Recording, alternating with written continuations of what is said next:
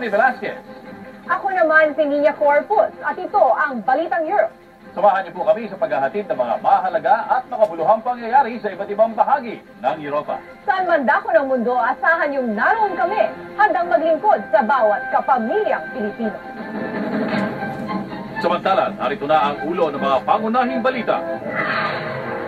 Occupy Wall Street protest, kumalat na sa Europa. Pagkontrol ang ikilang sa yaman ng buong mundo, kinundina ng mga kalilista. United Nations World Food Day Summit sa Rome, sinugod na protesta ng Migrante International. Mga kumpanya ng Pilipinas nakabenta ng 30 milyong dolyar sa World Food Trade Fair sa Germany.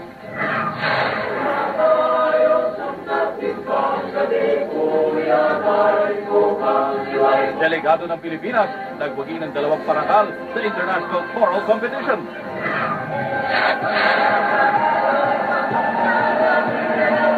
St. Louis University ng Baguio City, ginangaan sa kanilang song, dance, and drama performance sa Brussels.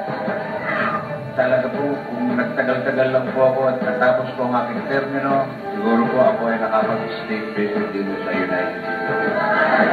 At President Sherrap, pinagkaguluhan ng mga Pinoy sa kanyang pagbisita sa London. Kumalat na rin sa Europa ang Occupy Wall. Halos 7 milyong piso ang ginastos ng Pilipinas sa paglahok sa World Food Trade Fair sa Cologne, Germany. Pero nasuklian naman ito ng 30 milyong dolyar na benta ng mga produktong Pinoy. May report si Ver Quizon.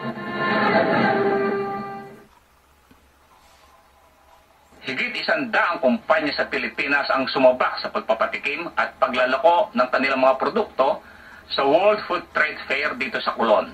Nakipagsabay ng pagkain at produktong agrikultura ng Pilipinas sa mga negosyante ng 180 bansa na agresibo ring nagbebenta ng produkto. Halos 7 milyong piso ang nilabas na pondo ng Center for International Trade Exposition o ZITEM para makalahok dito ang Pilipinas. To get this kind of this big pavilion, we paid about combined DA and SITEM, that's about 6.5 million pesos. Yeah. And the exhibitor shared about 1 million pesos. Maliit lang umano ito kumpara sa dami ng mga negosyanteng taga-Europa na naghayag ng interes sa mga produktong Pinoy.